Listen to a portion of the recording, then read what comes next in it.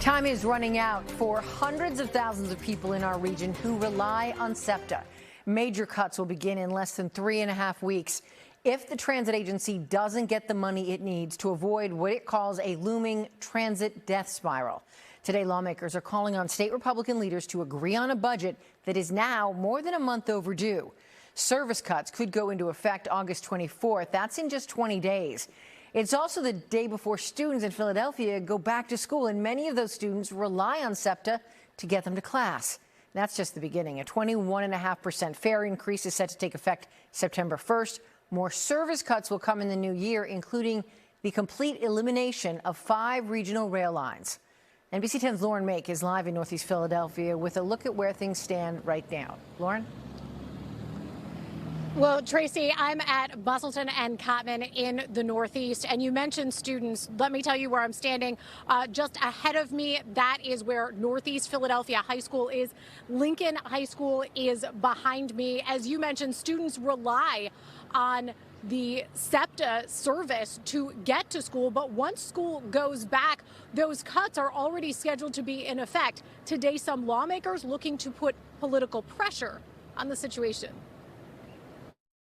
Outside of Lincoln High School in Northeast Philly, signs highlighting bus routes that will be affected by cuts, and House Democrats pointing to their colleagues on the other side of the aisle and Capitol. I stand here today along members of the Philadelphia delegation of the House of Representatives calling on our colleagues on the other side of the building to get back to work. With a state budget more than a month late and SEPTA less than 3 weeks from cutting service to deal with a funding crisis, lawmakers in the Senate District of Republican freshman Senator Joe Picozzi ratcheting up pressure. We stand here to tell the senator that time's up. So we now need Senator Picozzi, some of the other senators from southeastern Pennsylvania in the Republican caucus to step up and publicly call out their leadership for failing to act. Did you invite him here today, or did any of you reach out to him specifically? So there was a press release issued throughout the county, and you all are obviously here, so I'm sure he got the message too. But you didn't reach out to him directly? Not me personally directly, no. I reached out today, but Senator Picozzi didn't speak to us on camera. He did post this photo and message on Instagram this morning saying, quote, "I'm fighting to save SEPTA through both funding and increased safety and accountability." Because we saw the governor call out a state senator on Friday. I see you guys calling out a colleague, the same colleague today. Are temperatures rising? What's going on politically behind the scenes? Temperatures are certainly rising because deadlines are being lost. A bill Picozzi is sponsoring, pushing for more oversight, has gotten criticism from House Democrats because it doesn't include funding. House Democrats have already passed transit funding in their chamber. The challenge is you could talk about transparency and accountability, but if you're not talking about funding, how does that go?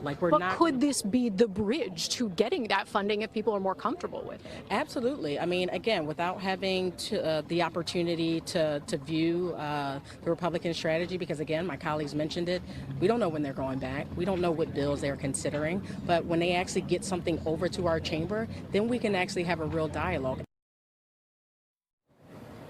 So I reached out to the Senate Majority Leader's office. Senator Joe Pittman said in a statement, quote, "Our state is faced with a structural deficit just like SEPTA. Along with the discussion of any additional dollars for mass transit, this reality necessitates meaningful reforms, and accountability measures must be implemented to ensure the long-term success of mass transit." Senator Pittman is one of those leaders who is part of the negotiations to come up with a deal to get this budget done. Live in Northeast Philadelphia, I'm Lauren Mayk, NBC 10 News. And for more on which bus routes would be eliminated in the first round of service cuts this month, go to NBC10.com or the free NBC 10 app. We have the details on which routes will be impacted and the proposed fare increases.